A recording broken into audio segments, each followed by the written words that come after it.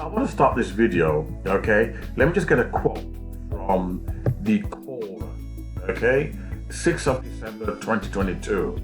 Is it true that 90% of black people are functionality illiterate?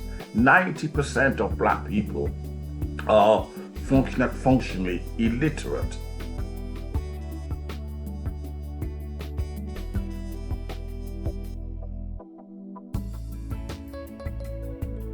Okay, and I'm not sure why that question was posed, but it's quite serious. When you're selling the idea to the world that black people can't read or write, that most black people leave school not being able to spell.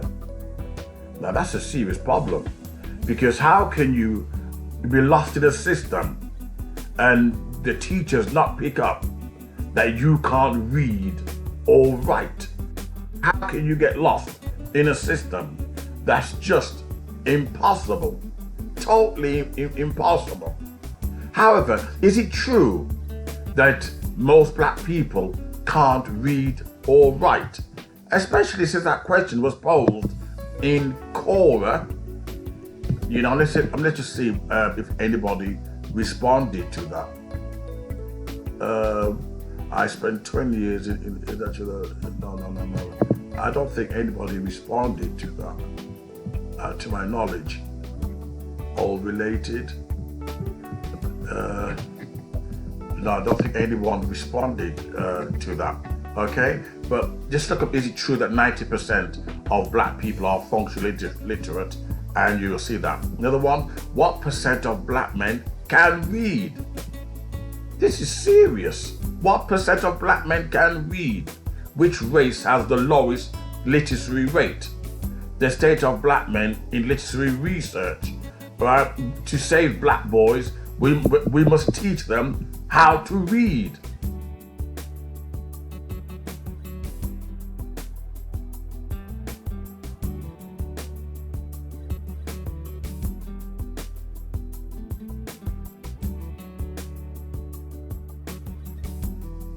Now the contradiction is, they're arguing black men can't read, black boys on the streets can't read. I don't buy that. I don't buy it, and I'll tell you why. When the book came out, The Blood and the Crips, 2 million copies got sold before it even reached the shelves. Black boys, black men buying those copies. Books that teaching black men how to kill each other. Books teaching black boys how to stab each other. Black on black genocide. They could read then. They weren't illiterate then. It seems that black people, when we want something for ourselves, then racism is not to blame.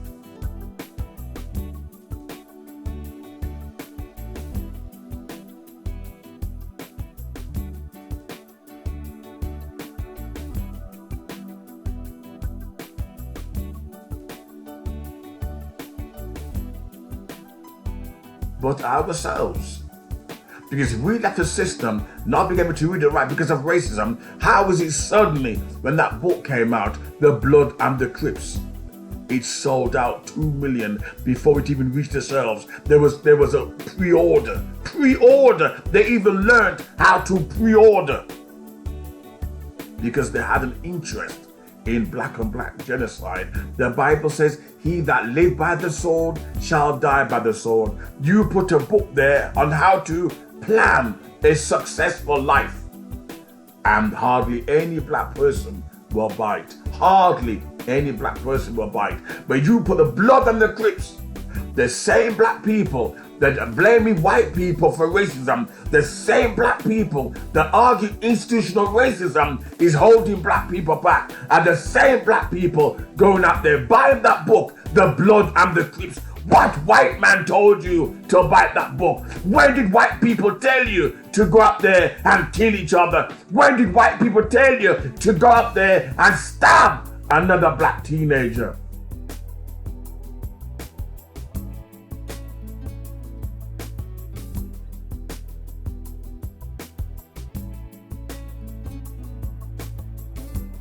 When did white people tell you that?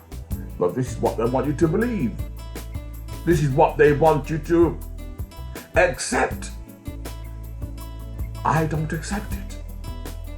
We black people, we are accountable and responsible for our own action, our own successes and failures. We chose to fail. We chose to buy that book, Black on Black Genocide, celebrating black thugs, black criminal, black drug dealing, black gangs. We brought that book to celebrate that toxic black culture.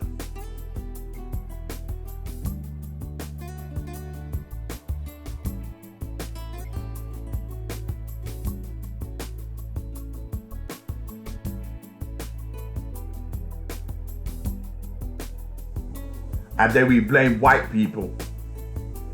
Only every day in London, there's a black boy stabbing a black boy. No white man was there giving him a knife. No white man was there telling him to stab another black boy. No white man was involved. Only black people. Only black people.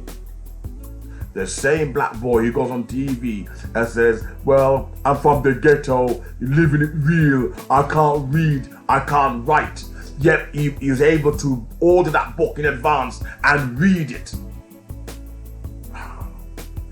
I argued in one of my videos that we black people, we give each other shit, nasty relationships, etc. Then when we want to act right, then we go out and marry white. When we want to act right, you go out and marry white. But the ghetto, the dirt, the filth, the crime, we give each other. You put a book there, How to Plan a Successful Life. And then you put blood on the Crips. Which one do you think black people will go for? He that live by the sword shall die by the sword. Death and life is in the power of your tongue.